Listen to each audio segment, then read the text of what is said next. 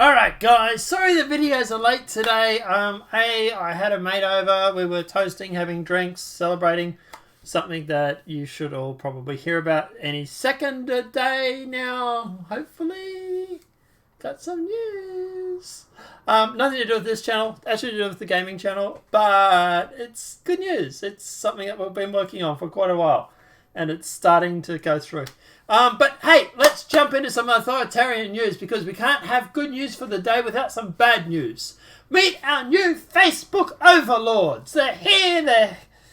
They're going to kill us. They're going to kill us. They really, really are. We are the new board overseeing Facebook. Here's what we'll decide. Yes. It's not just Facebook, is it? It's also Twitter and everything else. But hey, let's go through and let's have a look. Facebook announced the first 20 members of its Oversight Board that will decide what controversial content is allowed on Facebook and Instagram. So Facebook has published the names of its first 20 of its new independent Oversight Board. I thought they were also Twitter as well. The Supreme Court-style board will make a ruling over what controversial content will be allowed on the social network. In theory, this is the power to overrule the company itself and the CEO, Mark Zuckerberg. The members include a former Prime Minister of Denmark, a former European Court of Human Rights judge, and a Nobel Peace Prize laureate. Facebook has announced the first members of its new Supreme Court-style Oversight Board that indicates and includes a former Vice President of Denmark, a Nobel Peace Prize laureate, and several constitutional lawyer experts and civil rights advocates. And I haven't seen one conservative on there yet. I'm sure there's some, but no names are jumping out at me. We've got the names. We'll talk about it in a sec. On Wednesday, the company published the name of the first 20 members of its independent oversight board, which is tasked with ruling on what controversial content should and shouldn't be allowed on Facebook and Instagram. It'll be able to overturn decisions by Facebook and its CEO, Mark Zuckerberg, about policy and social networks. And it's a high-profile response to criticisms of how the social media company handles problematic content.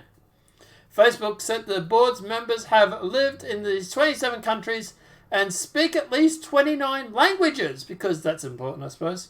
I suppose it kind of is, but anyway.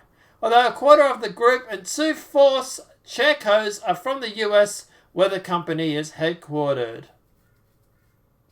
The co-chairs who selected the other members jointly with the Facebook and former US Federal Circuit Judge and religious freedom expert Michael Connon, constitutional lawyer Jamel Green, Columbia attorney Catalina Molono, I'm mispronouncing that, and former Danish Prime Minister Helle Thorning-Schmidt. I don't know how to pronounce that name. So, just to give you an idea, let's just look up this Danish Prime Minister, okay? So, he's a Social Democrat. He is a Social Democrat. Do you think Mr. Social Democrat over there will be for freedom of speech?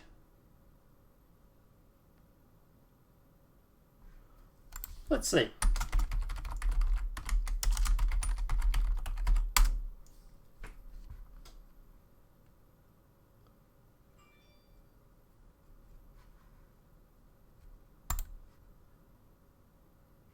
Oh, maybe.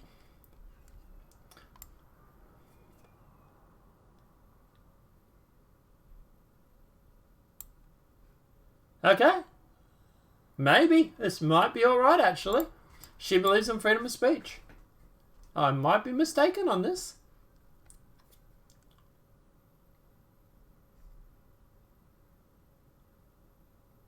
She's a lefty, of course.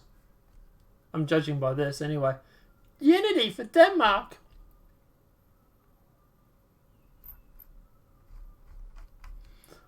But anyway. Among the initial cohorts are former European Court of Human Rights Judge Andrea Sasea, I might be mispronouncing, Internet Sans Frenia Executive Director, Julie Owo. Look, it's globalism. It's the globalists. Like, at the end of the day, let's cut the shit. They're globalists. It is a government oversight or a private oversight of a corporation that will most likely swing left. Most likely. I tell you now, I'd be very surprised if they allowed them freedom of speech on the website. And I have something to back up that statement. The language that you use when it comes to videos is very important. For example, this.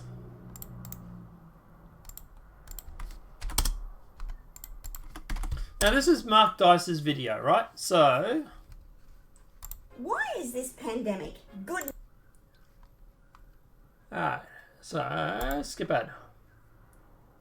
About what's allowed. Conservative. I can't wait to censor conservatives on Instagram and Oversight Board to act as. Now, Mark Dice has gone through and done some research into these people that are on the Oversight Board. And we're just going to play this for a couple of seconds. Guys, before you do, not a fan of Mark Dice, you haven't subscribed, go check him out.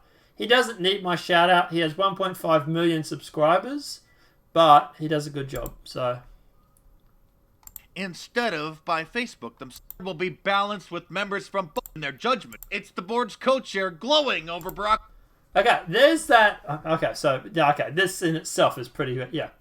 Oh my God, the endorsement. Oh my God, miss the voice of Remember when I said to you she believed in freedom of speech? Maybe it'll be okay. Okay, I'm going to retake that back. No, it's bad. Here she is, literally happy over the Barack Obama's endorsement of Joe Biden. Like I said, left-leaning. Obama's recent endorsement of Joe Biden, noting that she misses the voice. I can't wait another board member. Here's another board member, the Alan Rojewitz, who used to be the editor of the London Guardian. London Guardian, left wing. Who is calling on American television networks to censor President Trump's press conferences. Professor Pamela Carland is also on the board, and you may recall her from her idiotic testimony during President Trump's impeachment hearings, where she argued why he should be removed from office. And Article 2 does not give him the power. Is anyone starting to see a pattern with these people that are on the board?